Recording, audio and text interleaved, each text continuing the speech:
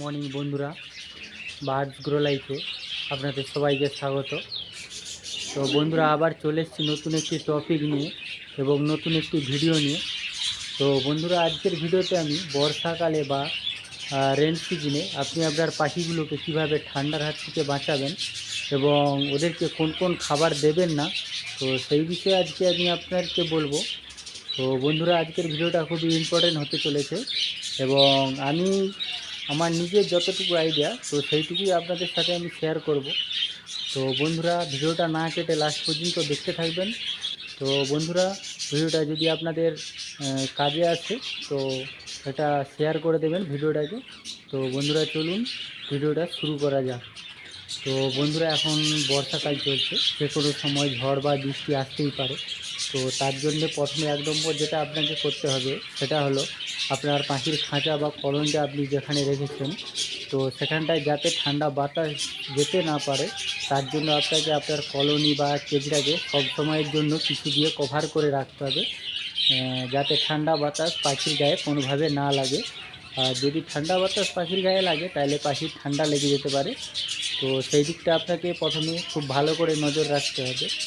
এবং দ্বিতীয় যেটা হলো সেটা হলো আপনি পাখির জন্য যে সিড মিক্সটা ব্যবহার করছেন, তো সেটা আপনাকে একটু চেঞ্জ করতে হবে। কারণ আপনি গরমের সময় পাখির জন্য যে সিড মিক্সটা ব্যবহার করতেন, তো রেন সিজন বা বর্ষাকালে সেই সিড মিক্সটা দেওয়া যাবে না। কারণ বর্ষাকালে পাখির শরীরের তাপমাত্রা খুবই কম থাকে। তো সেই জন্য ওদের শরীরের তাপমাত্রা বাড়ানোর জন্য আপনার সিড মিক্সে তেল জাতীয় যেসব সিডগুলো রয়েছে, যেমন সূর্যমুখী দানা এবং যেসব মিলেট রয়েছে, তেল জাতীয় যেসব দানা রয়েছে, সেগুলো আপনাকে আপনার সিড মিক্সের মধ্যে বাড়িয়ে দিতে হবে, যাতে পাখি তাদের বডির টেম্পারেচারটা ধরে রাখতে পারে এবং বাইরে ঠান্ডা বাতাস পাখির কোনো ক্ষতি না করতে পারে। সেই জন্য আপনাকে সিড মিক্সটাতে তেল জাতীয় যেসব সিড রয়েছে সেগুলো বাড়িয়ে দিতে হবে।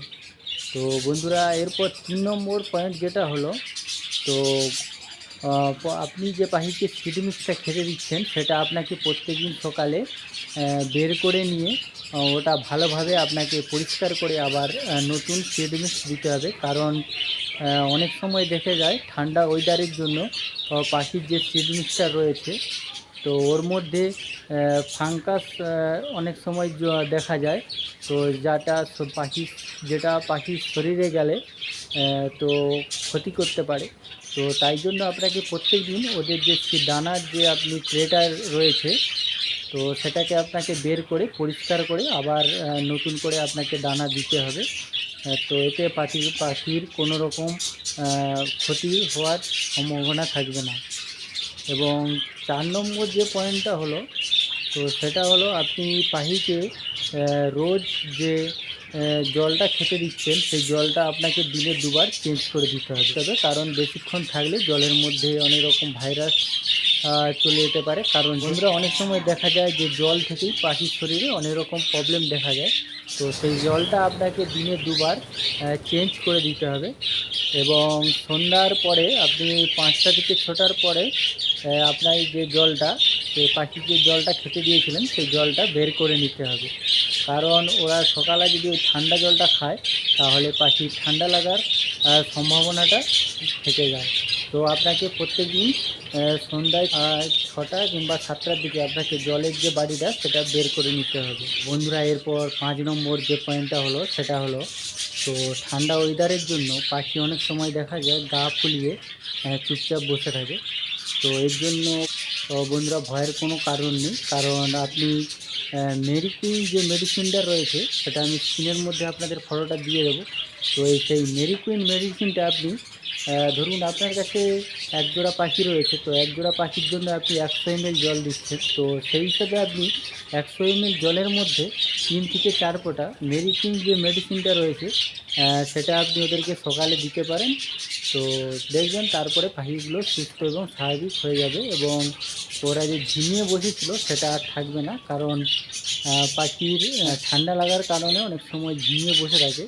তো আপনি যদি মেরি কুইনটা ব্যবহার করেন দেখবেন পাখির কোনো রকম আর প্রবলেম হচ্ছে না। এরপর 6 নম্বর যে পয়েন্টটা হলো সেটা হলো পাখির শরীরকে গরম রাখতে গেলে আপনাকে এগ ফুডটা আপনাকে পাখিকে অবশ্যই দিতে হবে। কারণ আপনি গরমকালে পাখিকে যে এগ ফুডটা সপ্তাহে 1 থেকে 2 দিন দিতেন সেটা কিন্তু আপনাকে এই বর্ষাকালে বা রেন সিজনে একটু বাড়িয়ে দিতে হবে। কারণ বর্ষাকালে পাখির শরীরে টেম্পারেচার ধরে রাখার জন্য এগ ফুডটা আপনাকে সপ্তাহে 3 থেকে 4 দিন অবশ্যই দিতে হবে। তো এই ফুডটা আপনি কীভাবে বানাবেন সেটা আমি নেক্সট ভিডিওতে আপনাদেরকে বলে দেব। তো অবশ্যই এই ফুডটা আপনাকে পাখিকে সপ্তাহে 3 থেকে 4 দিন অবশ্যই আপনাকে দিতে হবে। তো বন্ধুরা এরপরে যে জিনিসটা আপনাকে লক্ষ্য রাখতে হবে সেটা হলো পাখিকে এই সময় কোন কোন খাবার আপনি দেবেন না। পাখিকে এই সময় আপনি সফট ফুড একদমই দেবেন না, কারণ সফট ফুড ঠান্ডা জাতীয় খাবার হয়।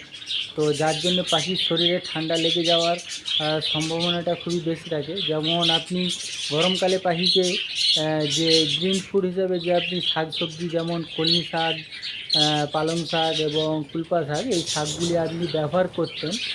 তো বন্ধুরা বর্ষাকালে এই জিনিসগুলো, এই শাকগুলো আপনি কোনো রকমভাবে পাখিকে একদম দেবেন না, কারণ শাক জাতীয় খাবার সবসময় ঠান্ডা হয়। তো পাখি যখন এই শাকগুলো খাবে তো পাখির শরীরে ঠান্ডা লেগে যাওয়ার সম্ভাবনাটা বেড়ে যায়। তো বন্ধুরা বর্ষাকালে বা রেন সিজনে কোনো মতেই পাখিকে আপনি শাক সবজিটা দেবেন না। তো বন্ধুরা এই ছিল আমার আজকের ভিডিওর কতগুলো টিপস। বর্ষাকালে বা রেন সিজনে আপনার পাখিকে সুস্থ রাখতে গেলে আপনাকে এই কতগুলো জিনিস অবশ্যই আপনাকে ফলো করতে হবে। কারণ আমি যেগুলো বললাম এগুলো আমি আমার নিজের যে পাখিগুলো রয়েছে তাদের জন্য আমি এগুলো করে থাকি। তো বন্ধুরা আমার পাখির কোনো রকম সেরকম সমস্যা হয় না, কারণ আপনি দেখতে পাচ্ছেন পেছনে আমার পাখিগুলো খুবই ভালোভাবে রয়েছে। তো বন্ধুরা আপনারাও চাইলে এই জিনিসগুলো ফলো করতে পারেন এবং আপনারা তাহলে দেখবেন আপনার পাখির কোনো রকম সমস্যা দেখা দিচ্ছে না। তো বন্ধুরা এই ছিল আজকের ভিডিওর কতগুলো টিপস, যেগুলো আমি আপনাদেরকে আমার নিজের যেগুলো ফলো করে চলি সেগুলোই আপনাদেরকে আমি বললাম। তো বন্ধুরা ভিডিওটা ভালো লাগলে অবশ্যই একটা লাইক করবেন এবং শেয়ার করবেন। তো বন্ধুরা কমেন্ট করেও অবশ্যই জানাবেন যে ভিডিওটা আপনাদের কেমন লাগলো, আর কোন কোন বিষয়ে ভিডিও আপনারা চাইছেন অবশ্যই কমেন্ট করে জানাবেন। তো বন্ধুরা চলুন প্রত্যেকবারের মতোই আমার একটা রিকোয়েস্ট, তো বন্ধুরা যারা এখনও আমার চ্যানেলটিকে সাবস্ক্রাইব করেননি অবশ্যই আমার চ্যানেলটিকে সাবস্ক্রাইব করবেন, এবং যারা সাবস্ক্রাইব করেছেন তাদেরকে আমার পক্ষ থেকে অসংখ্য ধন্যবাদ। তো বন্ধুরা চলুন দেখা হবে নেক্সট ভিডিওতে। ততক্ষণ ভালো থাকবেন, সুস্থ থাকবেন, আর খাঁচার পাখিগুলোকে সুস্থ রাখার চেষ্টা করবেন। তো বন্ধুরা চলুন দেখা হবে নেক্সট ভিডিওতে আরও একটি টপিক, আরও একটি ভিডিও নিয়ে। তো বন্ধুরা ততক্ষণ ভালো থাকবেন, সুস্থ থাকবেন এবং বার্ডস গ্রো লাইফের সাথে যুক্ত থাকবেন।